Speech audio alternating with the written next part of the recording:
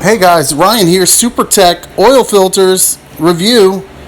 Are they any good? Are the Walmart SuperTech oil filters any good? Let's take a look. We're doing an oil change here on a 2013 Toyota Tundra. I believe that's a 4.8 liter V8. I've already got everything off, got the oil drained, had my little attachment to get that cartridge filter off, and I'll tell you what, we boop bop up here, we look at the SuperTech.